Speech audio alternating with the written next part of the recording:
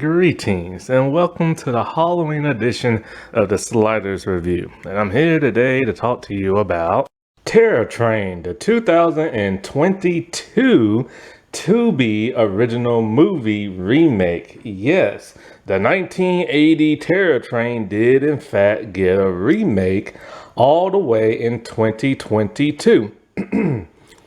I had no idea because of the simple fact, if you saw my other review for the original Terror Train, I've never even heard of the original Terror Train and never saw it until now. And when I say now, I mean back in June. I recorded this and watched it back in June. I'm just uploading it now. And so this remake stars that of Robin Alomar.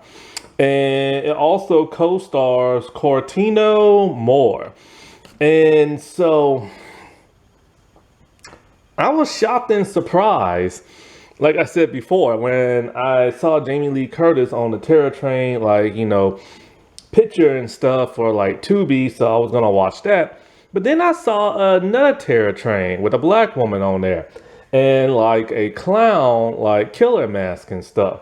I'm all like, when did they make a remake? I'm all like, this new poster looks kind of you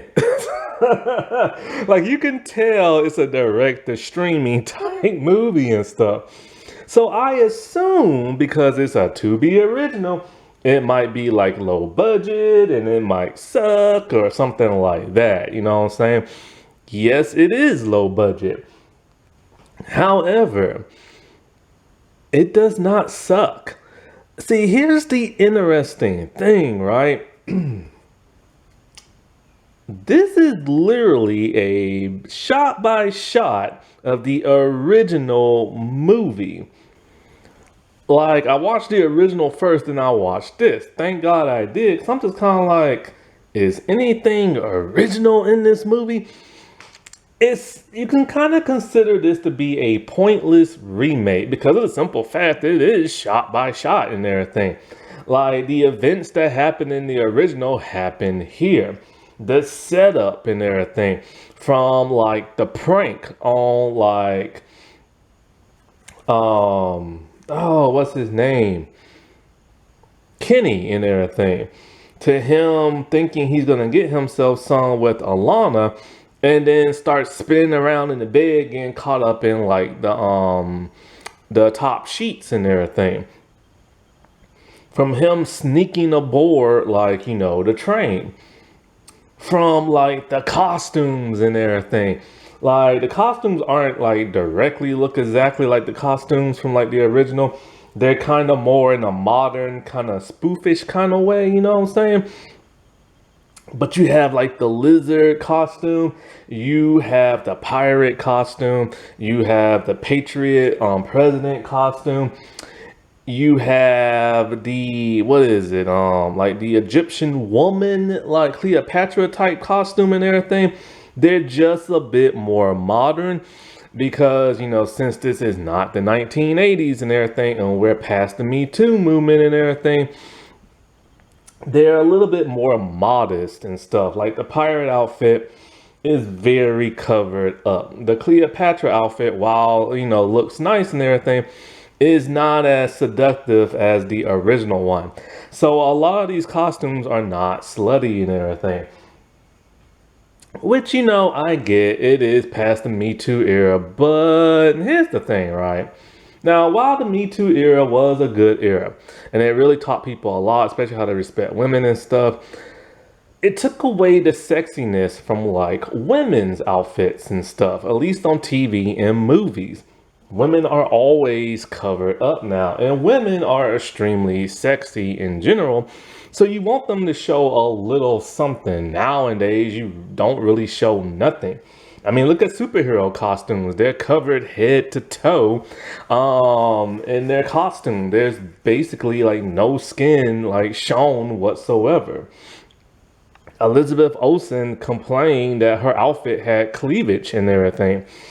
And it's just kind of it ripped the sexiness from female outfits and stuff.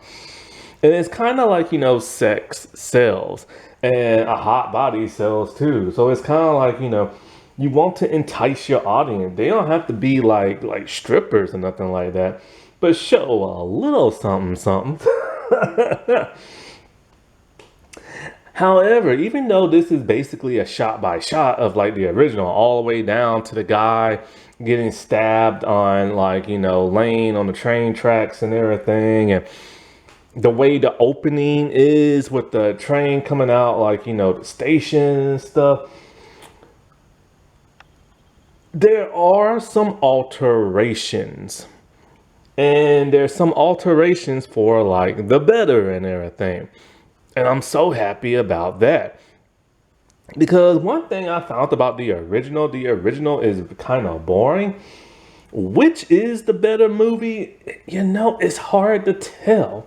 Because even though this one has a rating on IMDb of like 4.6 or something like that, it's not a bad movie. Like, honest to God, it's not.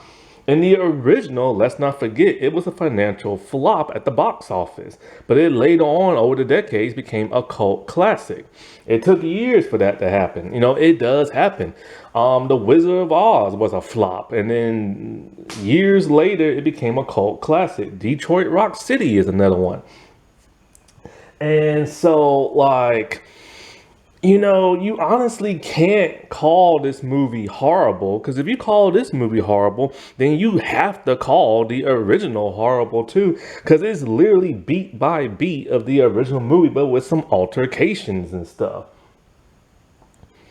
And it's hard to judge and it's hard to tell which is the superior one.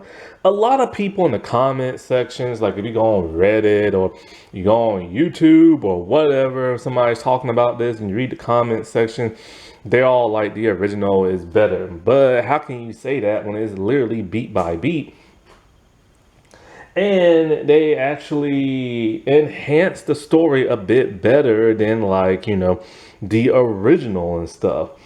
It's just people living on nostalgia and people hating on this one because this one is more diverse and stuff like that. The altercations that say this movie makes, one, you actually get a sense that they are pre-med students and everything. Like in the original one, I never got that impression. But here, the Alana, she's actually sprouting off medical stuff, And in the sequel, she's sprouting off more medical stuff, and you actually see her in her uniform gown type thing as she's about to perform surgery on a cadaver and everything. Another way, it enhances the story from the original. You actually see people get stabbed. One thing that frustrated me in the original is that people would just end up dead with stab wounds or a knife or a sword sticking out of them, but you never saw them get stabbed and everything, not towards the very, very end. And I'm all like, for a slasher movie, this has some weak kills, but in now the reboot, you see people getting stabbed over and over, Hollywood style and everything. And I appreciate that. Another thing that it improves on is that the final girl actually gets stabbed. I can't believe that and everything. I was shocked to see the final girl get stabbed and everything. This is something that is very, very, very rare in a slasher movie. The only time I've ever seen the final girl get stabbed is technically Sydney got stabbed in the first movie, but you don't know if the blade actually made contact because she had a jacket on and she was trying to get out the car as Stu was trying to stab her. But we see her get shot up in the third one, but she's wearing a bulletproof vest. It's not until the fourth movie in the Scream franchise that you see her getting stabbed over and over and stuff. And I'm like, holy crap, the final girl is getting stabbed. This is something I have never seen before. Because final girls are pretty much impervious to getting stabbed or shot or something like that, So I give them major props for doing that. Another way it improves is that the final girl actually kills the killer this time. In the original one, it's Carney that like gets rid of like the killer and everything. And that always pissed me off. It's like they didn't want to show a strong female all throughout the movie. So they had to show her weak at some point in time. But here, the final girl actually gets rid of the killer and stuff like that. Another way that it improves on the story is that Kenny is not the in like drag in this movie. Now we all know Kenny is the killer. And in the original one, there was some, a little outrage because Kenny was a drag queen. He cross-dressed for whatever reason. Years passed by and he just decided to cross-dress. Then he got his revenge and started killing people. And this is a trope that's been done in slasher type movies that the LGBT hates. So they tried to get rid of that by not having him cross-dress whatsoever. However, there is a slight LGBT theme in this new killer and everything. It's not 100% confirmed, but that should still piss off the LGBT community. So where they have improved in one aspect, they've also failed in like another. Now, where another big thing that this movie improves on is diverse and everything. Well, way more diverse than the other one. What makes this one a bit more diverse is that they actually added an Asian dude. See, here's the thing about the original. The original one was slightly diverse and everything for that time and period. There were two black students, one black like conductor type guy. So there was like a total of 3 black people in the movie. 2 of them died. The main black person was the second person to die because they always gotta die first. There was a woman in a wheelchair, and that was and then there was a cross-dressing man and everything, and that was really about it in terms of like diversity back then. Here, Carney has been gender bent. Alana has been race bent. The guy in the lizard costume he was a black guy in the original. This time they just turned him Asian. The frat president dude, he's been race bent. Who I think his name is Mo or something like that. Whoever is Alana's boyfriend has been race bent. I can't talk. Now, as for Mary, for whatever reason, she was black in the original, but here, I don't know what race this actress is. She might be Latina for all I know. Let's see, they have another conductor on on board who's female and Indian. And so it's a more diverse cast with Alana now being black. This is very shocking because how often do you get a black lead actress being the final girl and the main person of a slasher movie where the movie is not predominantly black? Yes, I said this before. There are 3 black people in this movie, just like there was 3 in the original, but that does not make it predominantly black. When you look at the rest of the cast, minus the Asian dude, it is still all white. So she is a leading black actress in a predominantly white movie and is the final girl. That is shocking. That is huge. And that is progress and everything. I was trying to think of something else. Now, the one part of like this movie that it does not represent is the LGBT. However, it will, like I said before, I don't know if the killer really is or not. But in the sequel, there are at least 2 LGBT people that I can think of. One is a lesbian who is like closeted, and the other one is a trans man and stuff. Now, another way this movie kind of like falters and everything is the lighting.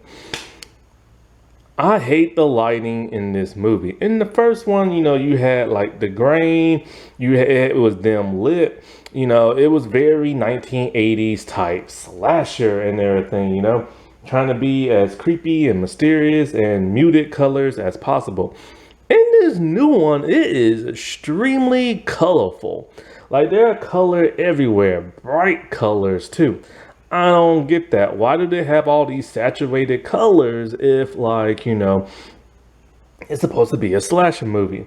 Now, another letdown from this movie is the third act. I said this about the original. The third act was the best thing about the original movie. The chase scene, the attempted kill, the smashing of like the lights on the ceiling with the spear and everything, the cage scene, the big reveal.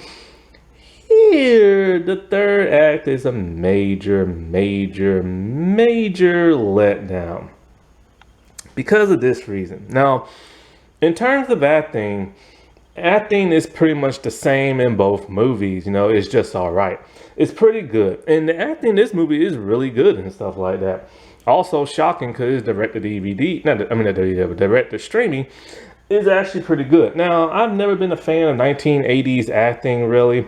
In the original one, the acting's just all right. Here it's just all right. So, no difference here and there. However, in that third act, the reason why I feel like it's a major letdown is because here's the thing, right? Now, the new Alana, played by Robin what did I say her name was? Alomar. Her acting is okay and fine and passable in this movie. It just needs a tiny bit of polishing, just a tiny bit of polishing. But for the most part, all throughout this movie, her acting is fine until you get to the third act. When you see her in the third act, you can tell she is badly miscast. Her screams are not that good. Her chase sequence is not that good. Her screams are not that good. Did I say scream already? Anyway, her screams are not that good. Her scared face is not that good. It's just not good in the third act. The chase scene is miserable. You don't get that sense of fear and anxiety and everything. The way the killer gets thrown off the train is just laughable and everything. It's a terrible third act. Now, here's the crazy thing, right? The sequel was filmed directly after this movie and stuff, because this movie came out in October of 2022 and Terror Train 2 came out in December of 2022. And Robin's acting got a million times better all throughout the movie. All throughout the movie, she was stellar. The only problem is that third act again. She did a better job at screaming. But her chase sequences, she doesn't run like she's being chased by a slasher. She's running like she's jogging. And when she has to fight the killer off, it's just kind of like, she kind of looked like Xena face, like, and the killing of the villain is pretty bleh, you know what I'm saying? But it's like, it is what it is. But her acting got a million times better, and I'll just say that. But it's just that third act with her, man. I don't know what it is with her. And she's a somewhat new up-and-coming actress. She's been in a couple of projects. She's an amazing model and everything. Like, she can take some pictures. And her acting is pretty good and everything. It's just that third act, man. I don't know what the world, man. But there's one major problem I have with this remake, and that's this scene right here. This is the infamous scene where the killer just comes out of nowhere, and in the original one, the one guy is already dead, has a sword sticking out of him. Why does he have a real sword? But anyway, the sword sticking out of him. The original killer takes the sword out, removes the costume, and then sneaks on board the train. In the remake, the same thing happens, only this time we see the person getting stabbed. Cool. But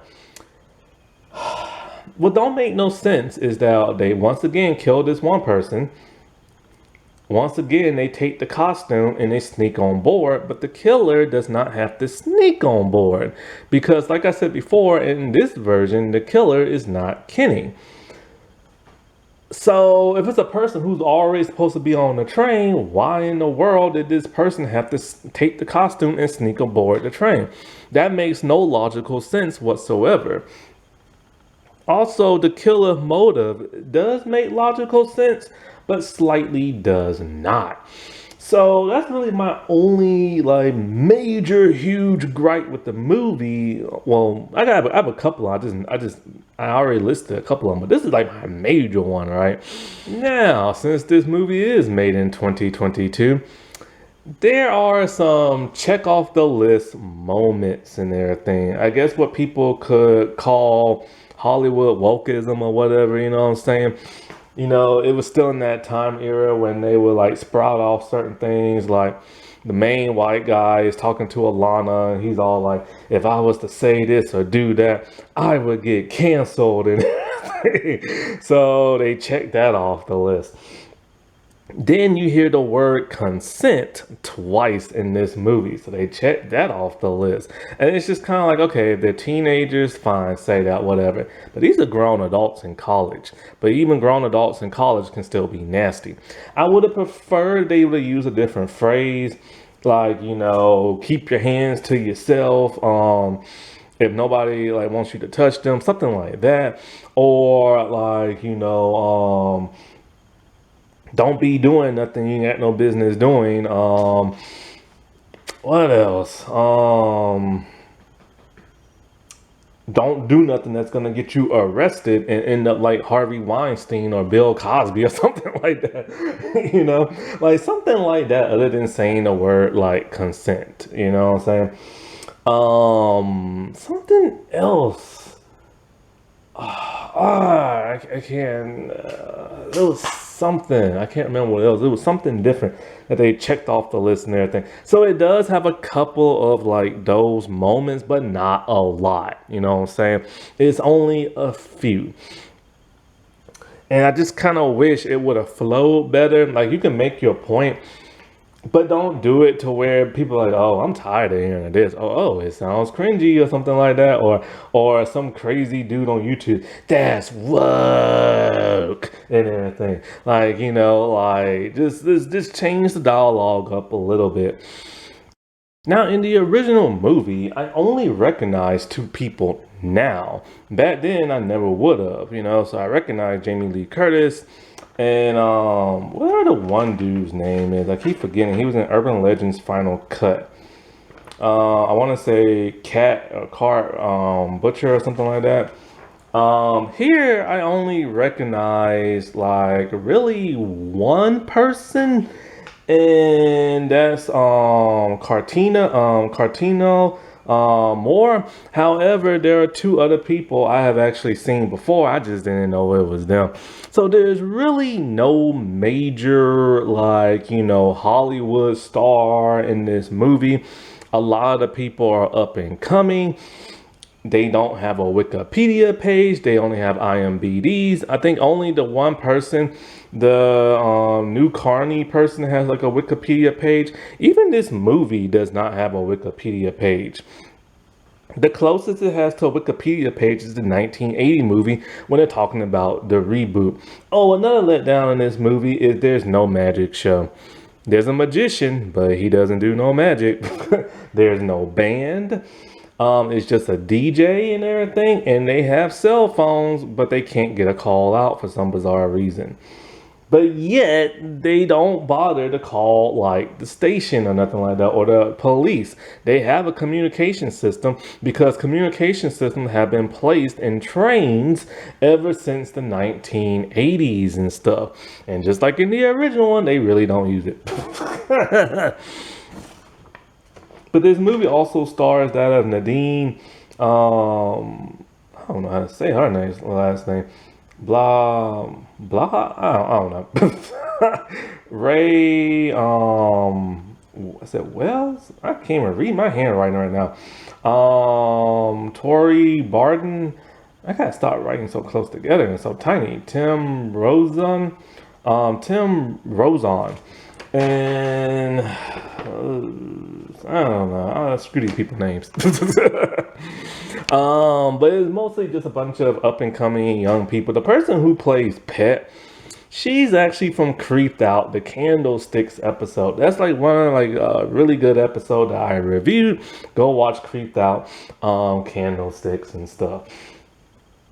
And so just to get into the movie, which I mean, it's basically the same thing. Okay, so they had a frat party and everything, and like they prank Kenny. Kenny thinks he's gonna get some from like Alana, but he doesn't. Instead, he kisses a cadaver. He spins around on the bed like an idiot and everything, and then we see him getting taken away in an ambulance and him just running off the mouth because he's lost it in the head. Alana feels horrible. Blah blah blah blah blah. The frat president is like arguing with somebody else. I think it's Doc. And like, you know, there's a costume Halloween thing for New Year's on the train. So like, once again, it's heavy dialogue, people interacting with each other and talking and stuff like that. Now, there is still a nude scene just like in the original one, but now I remember. It does a better job. Okay. The scene with, I think his name is Mo, I think it is. Whoever's Alana's boyfriend is who's about to cheat. And Pet. She technically does get topless, just like the original one does. But in the original one, she just gets kind of topless for like no reason. And the way it happens is weird and nothing happens. In the new one, she does get topless, but you don't see nothing because the camera angle and stuff like that. However, later on in the movie, when the killer is going around killing folks, they go open up one of the curtains, and there's a naked man. You see his butt cheeks, and a naked woman, and you see her boobs doing it and everything. And I've already said this before. I'm tired of seeing naked man booty. However, if you're gonna have one nude, have both of them and make it make sense. This makes it make sense and everything. We once again get the creepy magician and everything. However, this is just a regular actor and he just does some Hollywood magic tricks where he puts like a cloth up and then he disappears. And that's basically it. He's just like the other one. He's very, very creepy and everything. But this one's even more creepier and stuff. He's an older man and he's kind of hitting on Alana, trying to get her some drinks. And she's kind of like turned off by him and everything. He's at least 30 or 40 years older than her and stuff. No, wait, she's like in her 20s. And yeah, he's about like 30 years older than her. Maybe 40. Heck, I don't know. And like, let's see. And so he doesn't do no magic. That was one of the fun things about like the original. We get our two, like, you know, people who work on the train. That's all you're gonna get. You ain't gonna get nobody else. You ain't gonna get the driver. You ain't gonna get no more of the people helping out. It's literally these two. And now they're female. And so you have the older one, Carney, and everything. And then you have Sadie, who's like the young Indian actress and stuff. And, you know, just like when there's like a killing and stuff like that that happens, one of the conductors sees it and kind of doesn't really do nothing, but kind of does. And they actually, Sadie tells Carney, but Carney doesn't believe her. And then when they go back, all of a sudden, all the blood is gone. Oh, I think all the blood is gone and the body is gone or something like that. And so now it's mostly Sadie who walks around doing the conductor stuff other than Carney, like in the original. Just like in the original, the killer's changing costumes up. I do like this clown outfit. It's really cool. And of course, when people start to find out that there's a killer on board, they stop the train. However, instead of stopping it when the tracks are on the ground and it's snowing outside, they stopped it on like a bridge. Now, this movie's filmed in the same location that the first movie was filmed in. they kind of, and then once they get on ground, then that's when they get out again, and like, um they talk about like take off your mask, we're all gonna get in one cart, this and that. You have Alana looking around like, the train, doing what she normally does, like in the first movie and stuff like that, because Doc took her in like, this one cart and everything. So at one point, I think Alana still suspects that it could be Kenny and everything. And like she actually finds Kenny and everything. And Kenny's acting creepy and talking about how he still wants that kiss and all this other stuff. And then the magician comes out. This is before the magician like died and everything. Um he shoots like Kenny and stuff like that. Shoots the dude dead. And people are like, why you have a gun on like the train and blah blah blah and stuff like that. And so you assume that okay, maybe the killer could be the magician. But then so at some point Alana is looking on her cell phone because she took a lot of pictures and now she's upset and sad because her friend Mitchie died. Doc died, Mo is dead, and she's the last survivor of that prank. And so, like, she's looking through and she sees the bunny that she saw earlier. And she sees the person in the bunny costume literally took his mask off, standing behind her, and she had no idea. It's Kenny. So she stops and she thinks about it. He's been there the whole time. So he couldn't have been like, the killer and stuff. Because originally they assumed he was the killer. And she's all like, well, there's no way he could be like the killer and, and all this other stuff.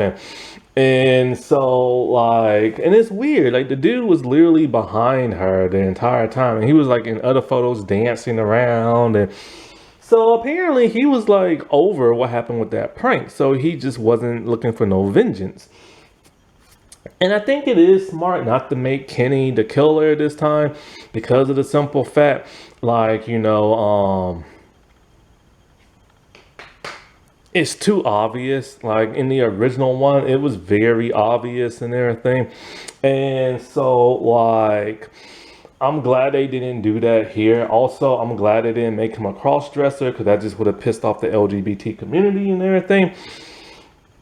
And so I'm all like, okay, if it's not Kenny, then who the heck is it? Like, could it be like a family member or something like that?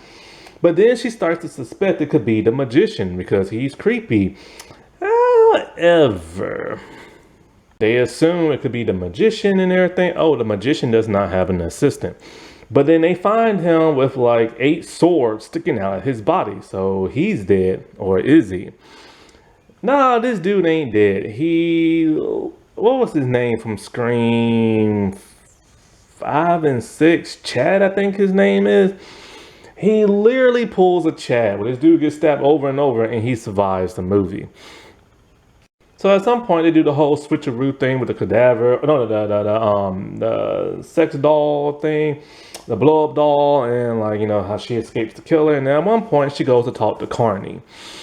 And just like in the original one, she thought she was talking to, Alana thought she was talking to Carney too, but it turned out to be the killer. And in this movie, it turns out that Carney is in fact the killer. So I'm all like, so I think I kind of figured what it was about, like a family member. It must be his mom. And sure enough, it is. So it's giving me those Scream 2 vibes of Mrs. Loomis and Friday the 13th with Mrs. Voorhees and everything. I like that. That doesn't happen that much where it's the mom wanting to be the killer.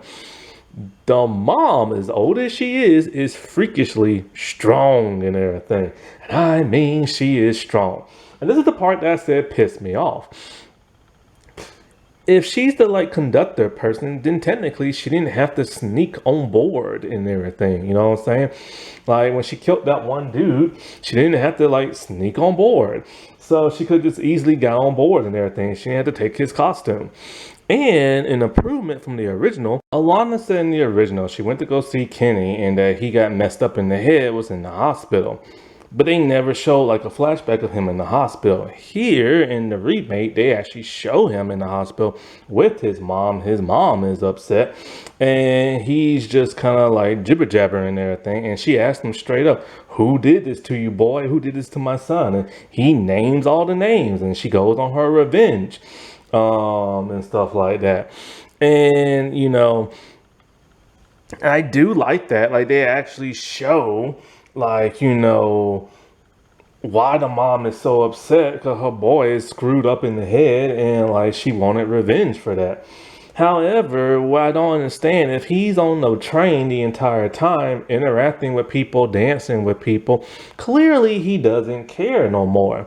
And he had the opportunity to hurt like Alana and everybody else, but he didn't because he is not the killer. So if he's okay with everything that happened, like let bygones be bygones, why is his mom so pissed off? You know what I'm saying? And stuff. So they fight and everything, and the mom is going buck wild, and she's stabbing the crap out of Alana. And like I said, kudos for stabbing the final girl. But Alana fights back and everything, and stabs her and throws her out like the door of the train. And now the original one, Kenny fell several feet off like the bridge, and like hit like the ice cold water beneath. Here, Carney literally just falls like a few feet onto the ground, onto the tracks. And then later on at the end of the movie, wakes up and everything. And I'm just kind of like, that is so laughable. Like you're expecting this big long drop, and it's literally the shortest thing ever. And so, like I said before, the magician, he's alive and everything. And so it's like, oh, I forgot. As far as Carney possibly being part of the LGBT community. Now, I said it before, the LGBT community does not like when, like, a lot of slashers tend to cross dress and everything. It's very problematic. And it's something that's happened a couple of times in a couple of movies. So they changed this for this movie and everything, and now the killer is Carney, the mother. However, although her sexuality is never explained, I get the sense she might be a lesbian and everything. And I know what you're going to say. Well, how can she be a lesbian and she has a kid? First of all, lesbians can have kids.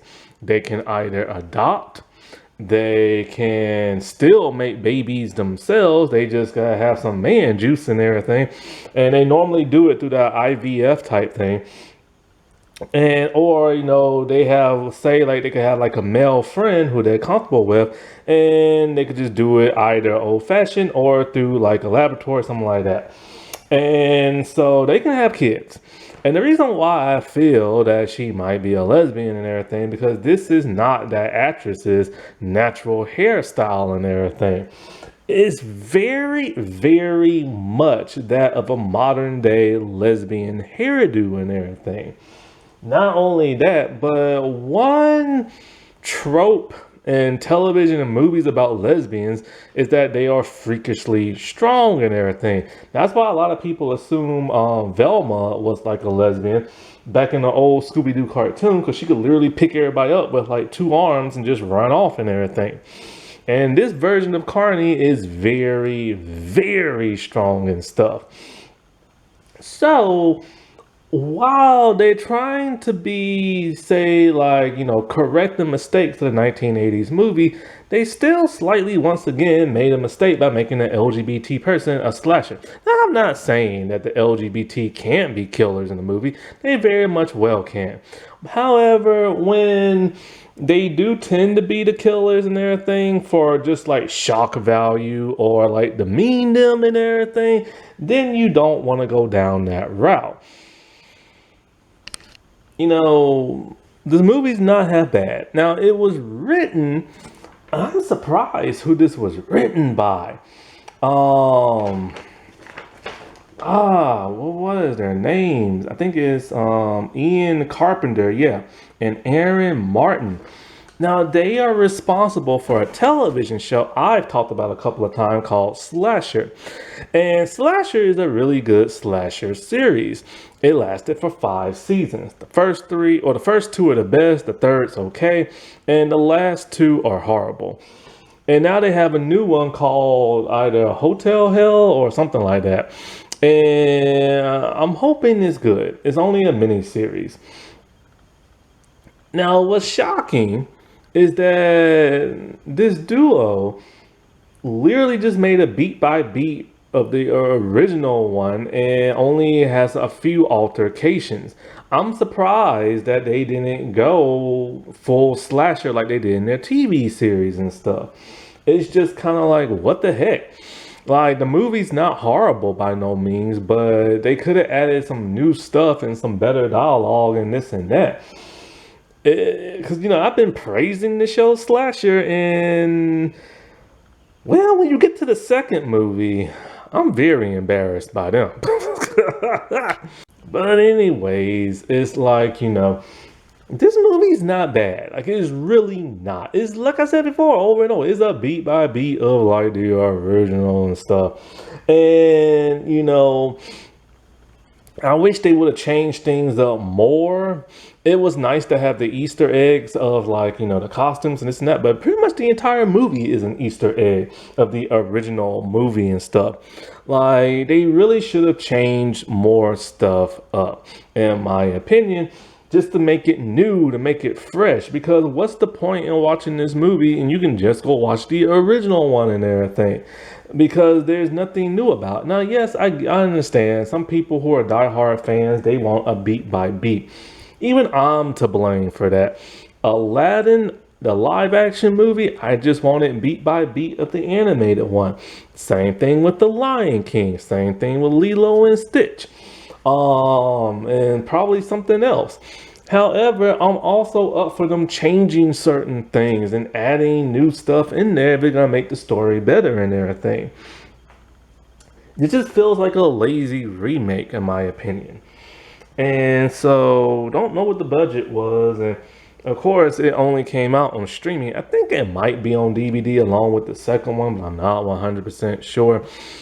It's just, this movie has some good aspects to it. It did improve here and there on the original one, but also it kind of faltered here and there of the original one too. So as for who is the better one, I'd probably have to go with the original, only because it feels more creepier.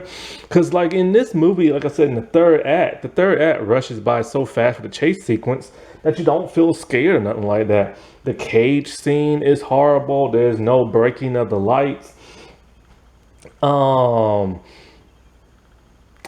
the twist reveal was like cool and everything, but it was more shocking in like the original. Also, when the killer is revealed, like I said before, in the original one, the director called that dude some homophobic slurs, and that performance he gave was 100% real when he was angry. Here, it just seems more like an actress giving like a Hollywood performance and everything. It's not bad. It just feels like it's like, like she practiced and everything. And, it's just kind of like, I don't know. Like, I just wanted something a little bit different. But I do appreciate that they did, like, improve on the story in certain spots that really needed improving. Because let's face it, the 80s is very fast and loose. As for the second one, however, there are a few good aspects and a whole lot of terrible more. I'll get into that a little bit later in this month. That wasn't that spooky. Alright, well, I shall talk to y'all later. Bye.